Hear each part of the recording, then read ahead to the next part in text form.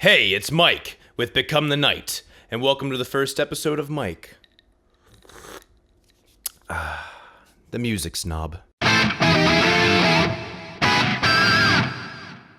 Since I've been living in Nashville, I've gotten a lot of this.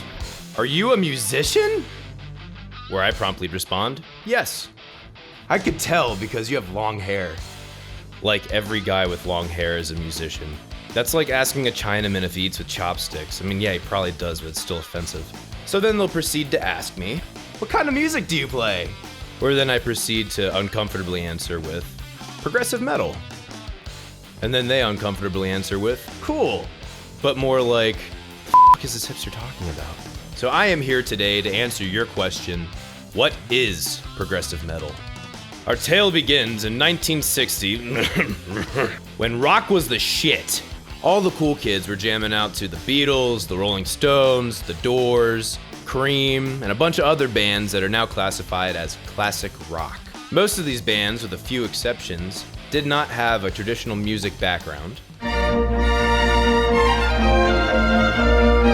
or were just average Joes with instruments making some noise. Hence the Ramones. The majority of these lyrics didn't talk about much other than sex, drugs, and rock and roll. 'Cause what else is there in life? I don't know about you, but I literally just eat and shit. A relatively small group of people who are very passionate about music, and I do mean music, like theory and composition, not lyrics. Time out. I like music that tells a story. Two problems with that statement. Point one, music is sound, not words. It is semantically ambiguous, which means there is no concrete meaning to any of it, making it inherently impossible for music to literally tell a story. Part of what makes music so great is the fact that it is ambiguous, so it can be interpreted by the listener however they want it to be interpreted, which is what makes it art, which is what makes it awesome. If you like lyrics that tell a story, then that's different. Which brings me to point two. All lyrics tell a story or convey an emotion.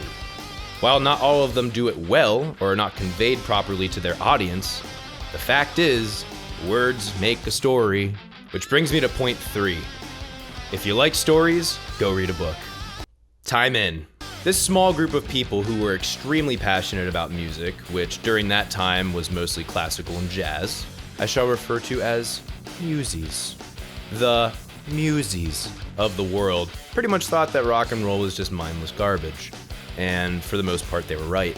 Kind of like how hipsters today think that anything that's popular is a corporate sellout, except that muses have more legitimacy and less handlebar mustaches. The resident muses in Europe, or more predominantly the UK, saw, or rather heard, the potential of rock music and knew that there was a lot more to explore in the genre than what had already been done. Enter progressive rock. These muses who were in love with classical and jazz infused the theories of these genres into rock and roll and created a soundscape that had never been done before. Bands like Jethro Tull, Emerson, Lake and Palmer, Rush, Yes and Genesis before they were castrated. Thank you, Phil Collins. Kansas, King Crimson, Pink f***ing Floyd. They all fall into the genre of progressive rock. These bands would lay the foundation for all other progressive styles and popular genres. Here, we fast forward through the 70s where we see the pinnacle and collapse of progressive rock. Right around the time punk rock f***ed it in the ass. Come the rise of Black Sabbath, Judas Priest, and early Van Halen, where overdriven guitars and heavy riffs were the forefront of their music. You now have the origins of heavy metal.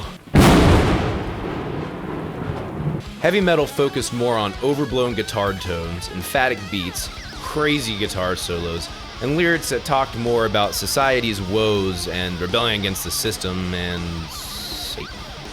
While metal has kept the stigma of being a bunch of Satan worshippers, and let's face it, some of them are, that's not really what it was all about. It was more about setting the gravity of the mood, not expressly promoting evil. As a matter of fact, most metal bands are anti-evil, which showcases another staple in metal music, irony. Just like some muses had seen the untapped potential in rock, a new generation of muses saw the potential in metal. Then came Wait for it. Wait for it.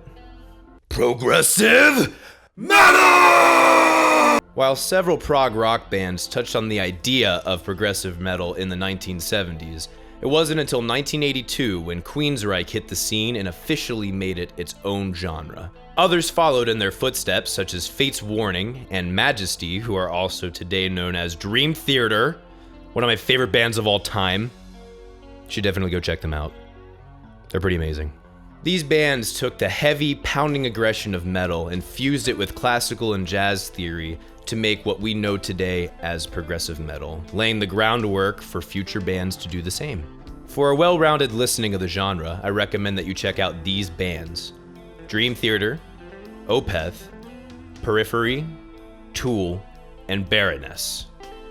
The amazing thing that you'll find is that all of these bands, while being technically in the same genre, have vastly different sounds.